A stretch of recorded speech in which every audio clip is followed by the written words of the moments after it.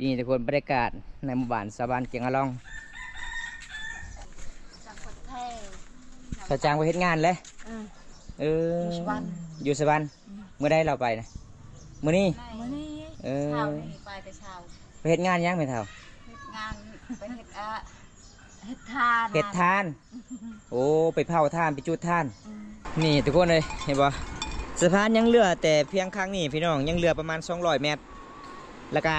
ข้างไปทางเมืองนองก็ยังเหลือประมาณ20เมตรแล้วก็ระหว่างกลางที่ขาดก็ตกประมาณ30เมตรบอมตากาซีทายให้ FC ได้รับชมน้ำกันถ้านำใหญ่ก็สิบ่ได้เห็นแล้วปีต่อไปเดี๋ยวทุกคนเป็นคลิปสุดท้ายของปี2026ที่ได้เห็นสะพานไม้ไล่อยู่ที่บ้านแก่งอะล่องเมืองนองแขวงสวรรณเขตเบิ้ลปะเบิ้ลนะกะเบรยไม้คางโคตรลายเลยไม้คางจุดนี้ไปบ่ได้เลยทางคุณประมาณ30กว่าเมตรต่อไม้ขยะไม้เต็มเอิดเลิศเลยสมพกสะพานนี่ขาดเลยพี่น้องขันฝนตกแห้งก็ไปบ่ได้เลยขันดินเจือนทางครัวใหญ่ก็ไปบ่ได้อีกเอาทุกคนเลยผมตากะเมื่อวันนี้อยากไปเบิ้งสะพานแต่บริเวณเลยระวางกลางโอ้ยข่อยยานแห้งเลยมันติ้งตลอดเลยขอหายไปได้น้องเด้อ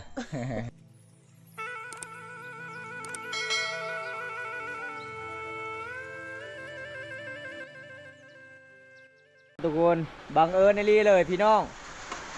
พอดีบอมตามาถึงหมู่บ้านน้องฝนกาลงมาเลยทุกคนสิกลับบ้านจังได้เนาะเมื่อนี้ทุกคนเลยฝนตกห้ามสะพานก็คือมันก็สิหักแหละไปบ่ได้ทางนี้สะพานทางนั้นกะดินมันเจือนลงทุกคนเลยยุบลงเลยทำฝนตกแห้งเรียบร้อยพี่น้องมื้อนี้ตอนนี้บอมตากะอยู่ที่บ้านซาโต้เลยน้องบ่สบายทุกคนเลยบ่สบาย2-3 มื้อแล้วพี่น้องน้องบ่มียากินเอาจะได้บอมตากะสิรอเล่นน้ำน้องก่อนอีกประมาณเสาร์ฝนตกกับบอมตาสิกลับบ้านประมาณ 3-4 โมงบอมตาสิกลับบ้านทุกคนลำมากเราฝนตกเนาะบ้านเจ้าเนาะขันฝนตกแห้งก็ไปบ่ได้เด้ขันดินเจือนทางครัวใหญ่ก็ไปบ่ได้อีกปกติก็ไปได้ทางสะพานไม่ไล่เนาะแต่มื้อนี้ไปบ่ได้แล้วทุกคนแต่มื้อวานนี้ข่อยว่าสิไปแต่ไปบ่ได้ข้ามบ่ได้มันขาดระวังกลางเลยโอ้ยเบิ่งก็คือหลายๆคนคิดฮอดเด้สะพานไม่ไล่เป็นปีสุดท้ายที่ได้เห็นเลยอมตากะบังเอิญมาเมื่อวานนี้ป้าไปเบิ่งสะพานก่อนสุดท้ายแม่นเลยทุกคนเลยไปแต่เวลากลางคืนป่ะก็คือสะพานจากบ้านปอต้อยฮะสะพานจากแต่บ้านปอต้อยหันนำลายสะพานนั้นก็เลยไปแล้วก็มันค้างอยู่นี่ปกติกับมันบ่ไปแล้วเนาะมันบ่ไปซำนี้แต่ว่าไม่มันลายอยู่หันค้างอยู่หันเบิดโอ้มันก็ทนมาไว้แล้วเนาะไปคือกัน เอาทุกคนเลยบอมตากะเมื่อวันนี้อยากไปเบิ้งสะพานแต่บริเวณเลยระวางกลางโอ้ยข่อยยานแห้งเลยมันติ้งตลอดเลยเสาสะพานมันติ้งเวลาอยู่ยิงหยักโอ้ยยานที่สุดเลยขันนำเนี่ยขันนำมาอีกยัง2-3 มื้อไปหมดเลยเนาะบ่หมดบ่ยังเรือระวางทางบ้านเฮานี่อยู่กลางมันหมดแล้วได้อยู่กลางนำมันไหลแห้งนำบ่ได้ลายปานใดซั่นบ่คือปีกายนี่นำลายบ่แสดงว่าเจ้ากับบ่ได้ไปเอาปลาน้ำเข้าแล้วเนาะบ่สบายเนาะยานนำอีกยังยานนำเห็นเขาเจ้าจับปลาหลายไม่อยากลงน้ำเมื่อวานนี้ป้าเขาเอาปลาหลายบานคอยเต็มคุบางคนก็เต็มช่องคุเขาเอาจับปลากดขึ้นลายในช่วงนี้แซ่บป่ะแซ่บน้องชายจะได้เผาเจ้าบ่สบายไงฮะบ่กะบัวเลี้ยงแบเพิ่นได้ลาผู้เดียวเลี้ยงแบเนาะทุกคนเลยน้องเป็นไอบ่สบายเอาเดียวบอมตากันจะบอมตาสิมามือบอมตาก็ซื้อให้น้องยาบอมตาลืมยาทุกคนเลยลืมซื้อยาให้น้องพี่น้องเลย ได้ยินน้องโทรมาว่าข่อยบ่สบาย กิน โซ่ กินตลอดอยากกินแต่ยาย าหยัง ปลาย าปลาร้าปลาร้าลาวปลาร้าเวียดนามแสดงว่าอยู่บ้านเจ้ามียาเวียดนามกับเจ้าพาย จากคนเวียดนามเลยประทาน คนเวียดนามมาขายอยู่นี่ยาดีไอบ่มียาดีบัดกับบ่มีโอ้เห็นบ่ในพรานป่านี่มาได้ปลายังไปตึกเบ็ดแล้วได้หอยทำไมไปตึกเบ็ดไปตึกป่าแล้วได้หอย โอ้ ตึกหอยนี่แล้ว ไปตึกหอยนี่โอ้ขันเบ็ดงามซื้อมาเท่าได้ขันเบ็ดนี่นะแพงบ่ ชื่อเอาแล้ว เท่าได้ซื้ออันนี้นะ 90,000ซื้ออยู่ฮันจีน อย่าอะไรเลยยัง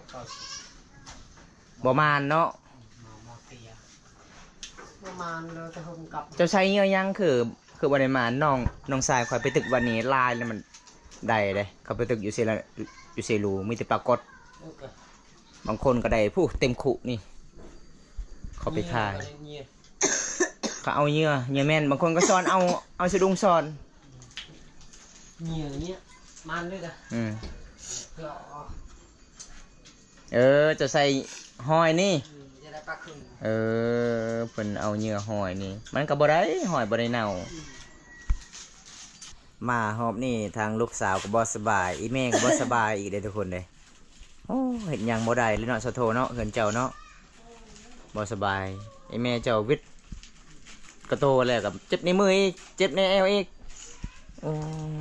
ติดบนมืออีก วิทย์ตัวนี้เศร้าตัวนี้ดีตัวนี้เป็นดีตัวนี้เป็นโอ้บ่วิทย์จักเทื่อเลยเอาพี่น้องสงสารเลยส่วนน้องสายสาวโทบ่มีอาหารกินเอามีแล้วมาต้มกินทุกคนเลย อันนี้เป็นครอบครัวของสาวโททุกคนยังอีกช่องคนบ่แม่นบ่ยังช่องคนบ่เห็นเนาะเป็นยังกับผู้ชายเขาไปใส่2 คนนะ คนลอย ไปใส่เบ็ดหัวตะไบหัวอาย เอาเดี๋ยวผมตากะสิไปเบิ่งน้องสายเพิ่นก่อน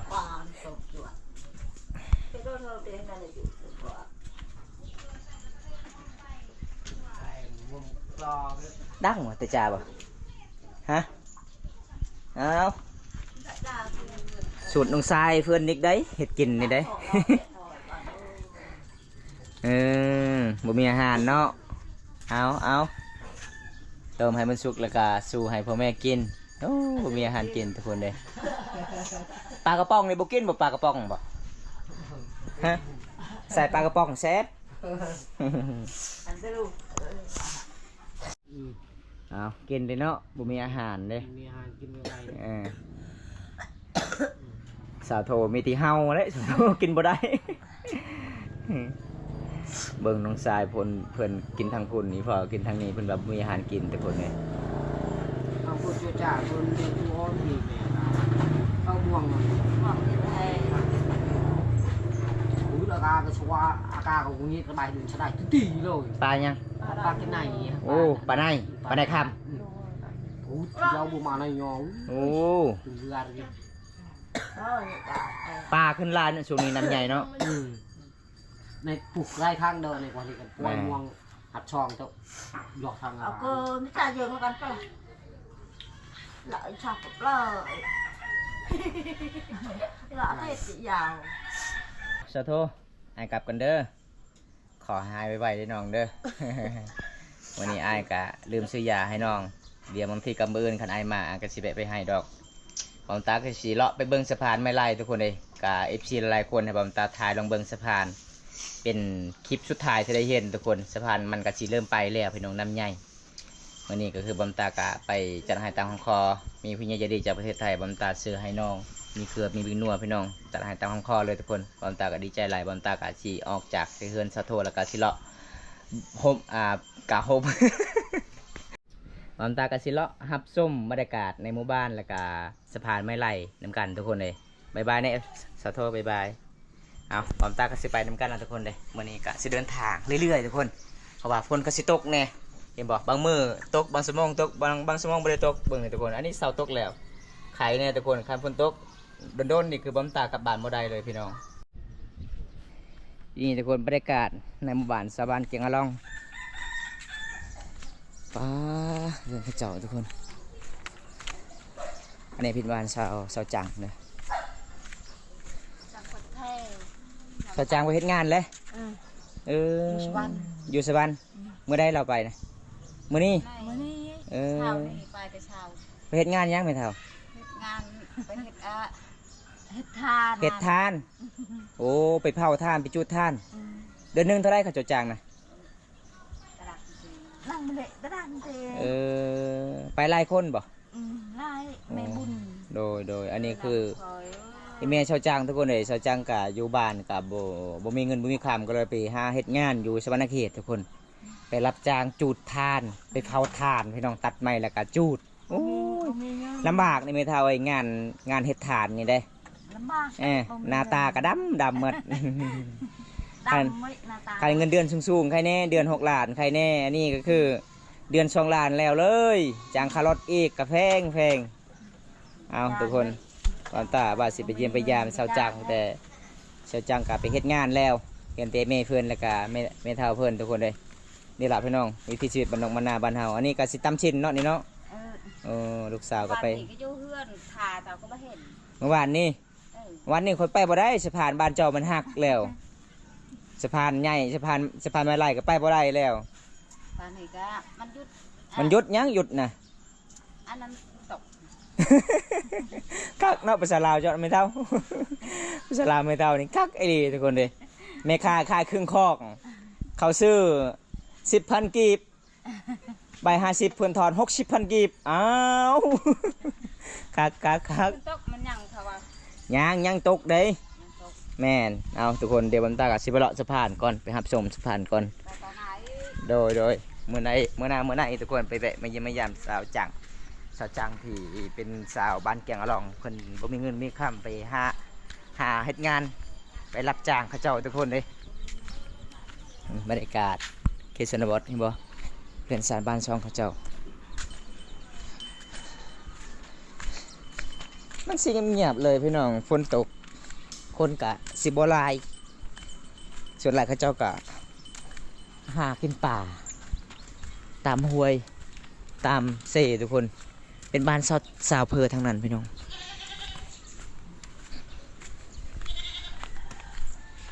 วันนี้บอมตากะสิเลาะเลยหมู่บ้านนะทุกคน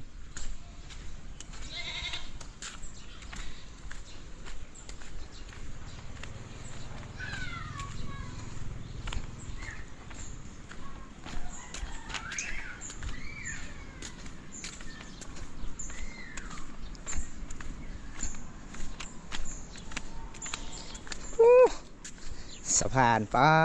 มีดีไม่เลยขางไว้จนหันทุกคนเลยโอ้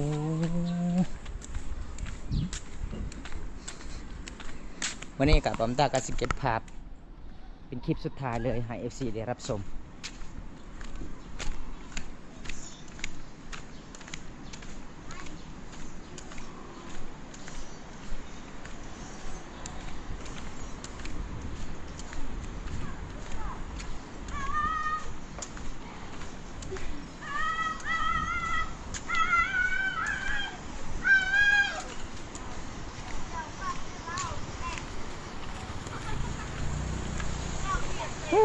พี่น้องเอ้ย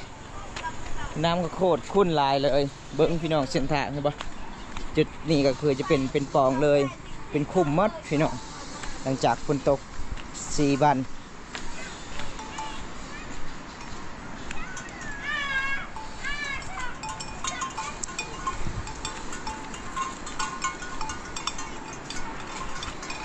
นี่ทุกคนเลยเห็นปะสะพานยังเหลือแต่เพียงข้างนี้พี่น้องยังเหลือประมาณ200 เมตรแล้วก็ข้างไปทางเมืองนองก็ยังเหลือประมาณ20 เมตรแล้วก็ระบางกลางที่ขาดก็ตกประมาณ30 เมตรรวมทั้งหมดก็จะเป็น270 เมตรความยาวเลยทุกคนสะพานข้ามนำเซละนองแกงอะลองเมืองนองบ้านเฮาบอมตากาซีทายให้ FC ได้รับชมน้ำกันถ้านำใหญ่ก็สิบ่ได้เฮ็ดแล้วปีต่อไปเด้อทุกคน เป็นคลิปสุดท้ายของปี 2026 ที่ได้เห็นสะพานไม้ไล่อยู่ที่บ้านแกงอะล่องเมืองนองแขวงสวรรณเขตเด้อทุกคนเขาจะไปเอาปลาละลายคนเลยนี่สาวโทรว่าก่อนสะพานสิไปก็คือมันจะเป็นสะพานบานแซนอยู่ทางเผาตัวเอ้ยเขาเจ้ากะสะพานทางนั้นกะบริใหญ่ซัมปันนี่ก็เลยสะพานมันลอยแต่พูนพี่น้องก็เลยมันกะค้างไม่ค้างจุดนี้ก็เลยน้ำก็เลยเฮ็ดขาดเลยอยู่กลางทางทุกคนเลยเขาเจ้าเอาปลา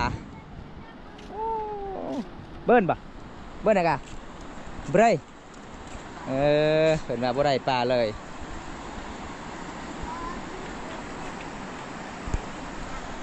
บรรยากาศยามตอนแรงๆทุกคนสาบานไปเอาปลา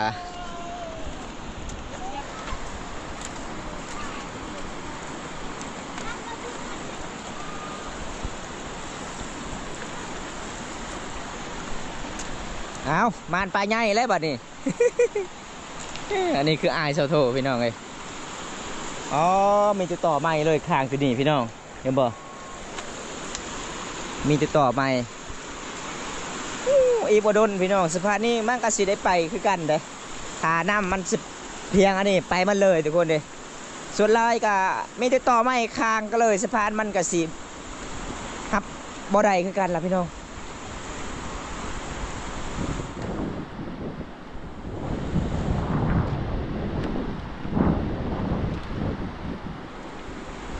นี่มีติดต่อมาอย่างเดียวเลยอันนี้เขาเจ้ากับกันไว้บ่ให้ชาวบ้านไปเพราะว่าสะพานมันกะสีบ่ค่อยอยู่ปานใดเลยพี่น้องเอ้ยเห็นบ่มันจะเป็นน้ำไหลแห้งมีแต่ไม้มัดคางเท่านี้พี่น้องนี่อ๋อไม้คางโคตรลายเลยไม้คางจุดนี้พี่เห็นบ่ทุกคนมีติงใหม่เลยคางบุ้งมีติดต่อใหม่ละลายเลยโอ้ก่อนมันสิฮักก็จะเป็นไม้ขางละลายโตเลยพี่น้องเลย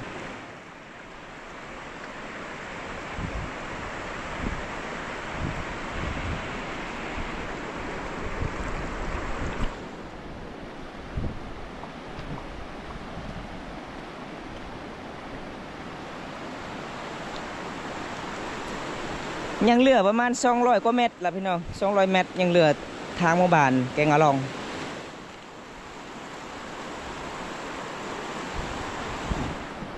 ยังเหลือที่ซ้ำนี่ละ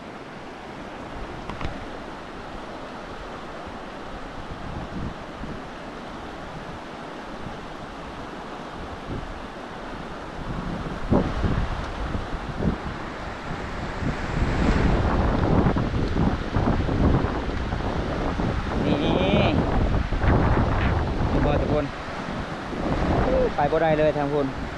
ประมาณ30 กว่าเมตรระวังที่มันขาดทุกคนเลย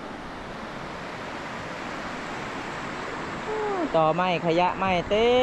มเลิศเลยสมพกสะพานนี่ขาดเลยพี่น้อง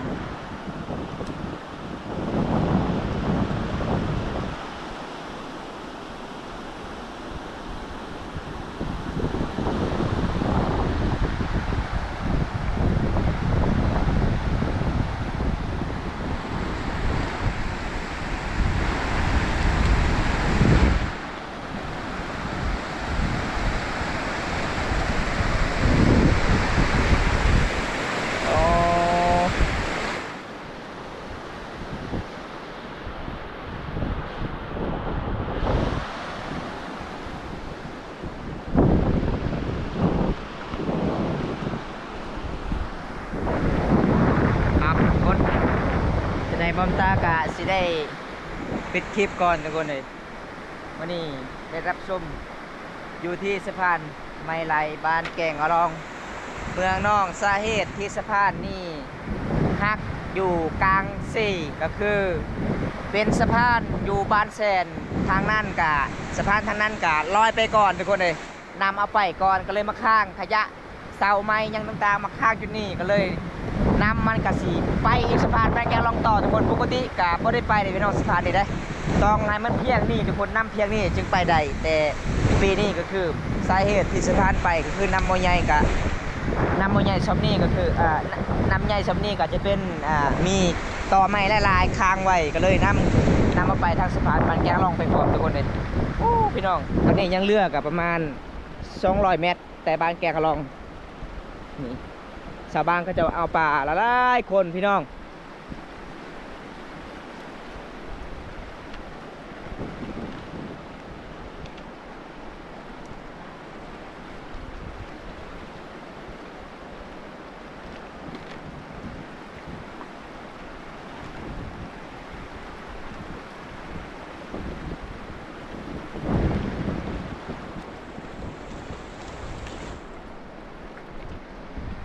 บอมตากาสิได้จังได้กะขอปิดคลิปไว้สักนี้ก่อนนะทุกคน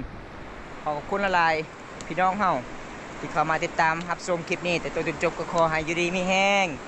ขอให้ร่ำให้รวยบอมตาเว้าผิดบนใดก็ขอโทษขออภัยเด้อพี่น้องเอ้ยบอมตากะเป็น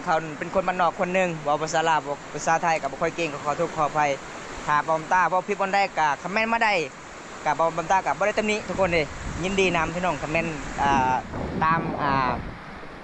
คลิปบอมตาเลยทุกคนบอกความรู้แล้วก็บอมตาครับบ่มี FC ก็คือบอมตากับบ่ได้ฮอดปานนี้พี่น้องมี FC หลายๆคนซัพพอร์ตให้บอมตาบ่ผิดบ่ได้ก็ FC หลายๆคนบอกบอมตาเพราะว่าบอมตาก็เป็นคนบ้านนอกแล้วก็มีคนนึงคอมเมนต์ในซองบอมตาว่าอยากเป็นนักข่าวแต่เว้าบ่เป็นก็ยังเป็นนักข่าวก็แม่นทุกคนเนี่ยบอมตาก็เป็นคนบ้านนอกพี่น้องบ่แม่นบอมตาเป็นนักข่าวทุกคนบอมตาก็แบบถ่ายคลิปก็ทั่วไปพี่น้องโพสต์ลง Facebook ก็เงินเดือนก็บ่มีทุกคนนี่บ่มีแต่บอมตาลงให้ชาวบ้านแล้วก็ FC ทุกคนนะครับพูดนำกันแล้วก็ทุกคนได้เห็นคลิปบอมตาถ่ายคลิปแต่ละวิถีชีวิตแต่ละประเพณีบ้านเฮางานแต่งบ่งานดองบ่หรือว่าประเพณีงานละปืบทุกคนบอมตาก็บ่มีเงินเดือนเลยทุกคนมีแต่ลงคลิปอย่างเดียวเพราะว่าเฮาก็อยู่บ้านเฮาก็คือสร้างรายได้บ่ได้ใน Facebook ทุกคนบอมตาก็เป็นคนบ้านนอกแน่เฮ็ดหยังก็บ่ได้ทุกคนวันนี้ก็ขอบคุณหลายๆทุกๆกำลังใจที่ให้บอมตาคลิปต่อไปถ้าบอมตาว่าผิดบนใดหรือว่าบอมตาว่าบ่ถูกบนใดก็ขอโทษขออภัยพี่น้องคอมเมนต์มาได้เลยพี่น้องตามคลิปบอมตาเอาคลิปหน้าพบกันใหม่พี่น้องขอกล่าวคำว่าสบายดีเด้อทุกคนบันส่วนไปกันเด้อบ๊ายบาย